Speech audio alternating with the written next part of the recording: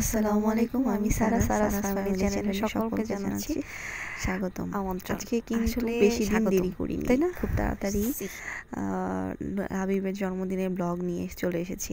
এই তো সকালবেলা ঘুম থেকে উঠেই যেহেতু এটা 6টার দিকে, আমি ফজরের নামাজ পড়ে কিছুক্ষণ শুয়ে থাকি, কারণ লুবাব তো অনেক ছোট। লুবাব আমি উঠে গেলে লুবাবও সাথে সাথে উঠে যায়, কারণ লুবাব এমনিতেই লাবিব ছোটোবেলা থেকেই দেরি করে ঘুম থেকে উঠতো, কিন্তু লুবাব খুব সকালবেলা ঘুম থেকে উঠে। এই যে আমি ঘুম থেকে উঠে 7টা-6টা নাগাদ, তখন ঘুম থেকে উঠেই যেটা করি, ঘর থেকে বের হয়ে একদম পুরা ঘরটাকে ক্লিন করার চেষ্টা করি।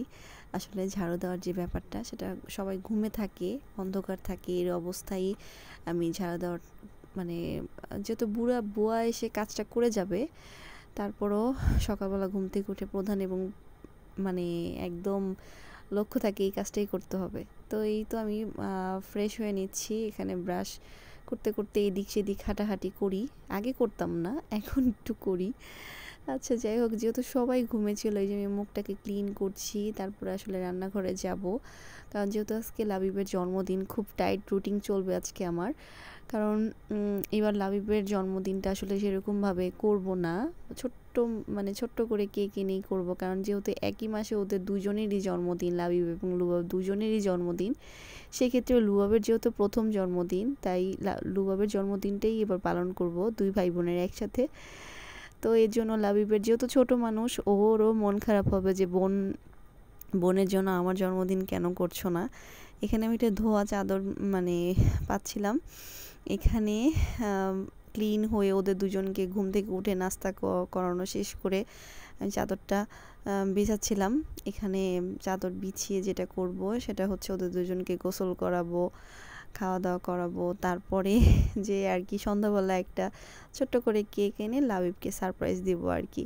এটা আসলে আমি যখন নিজের বাচ্চাদের ক্ষেত্রে না, আমি আসলে আমার দুই বাচ্চাকেই খুব বেশি সারপ্রাইজ দেওয়ার চেষ্টা করি। ও যে কোনো অকেশনে আমি ওদের দুজনকে নিয়ে আনন্দ করার চেষ্টা করি, ছোট্ট করে হলেও। আসলে এই স্মৃতিগুলো কিন্তু ওদের মনে এমনভাবে আটকে থাকবে যে স্মৃতিগুলো একটা সময় যে ওদের খুব মধুর একটা স্মৃতি হয়ে থাকবে ইনশাল্লাহ, এই আশাই করি। এর জন্য আমি চাই প্রত্যেকটা মোমেন্ট, প্রত্যেকটা সময় আমার সন্তানদের নামে হোক এবং আমার সন্তানদের জন্যই হোক।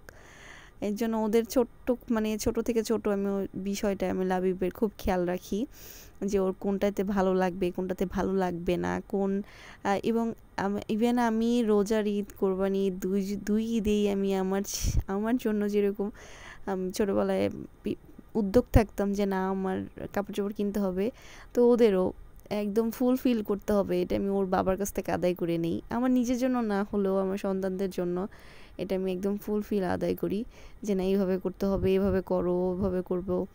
এই জন্যই যেহেতু বলতেছিলাম, যেহেতু লুবাবেরও জন্মদিন কিছুদিন পর, তো একসাথেই করব, বড় করে লুবাবেরটা করবো ইনশাল্লাহ।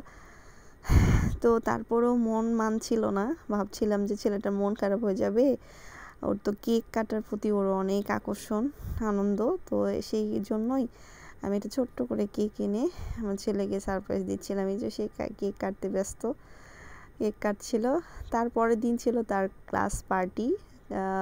ক্লাস পার্টির সময়, সেটাও সারা বছর ক্লাস করেছে, এই ক্লাস থেকে বিদায় হয়ে যাবে, এই দিনটা তো আর ফেরত আসবে না। তো সেটাও করলাম যাতে ও আনন্দ পায়। তো এই যে এখানে কিছু লুবাবেরও কিন্তু জন্মদিন, বা যে জন্মদিনটা করেছিলাম সেটাও কিন্তু একটা সারপ্রাইজ হয়ে থাকবে ইনশাল্লাহ। আমি সেটা নিয়েও আসছি। ভালো থাকবেন, সুস্থ থাকবেন এই কামনায়। আল্লাহ হাফেজ। আসসালামু আলাইকুম।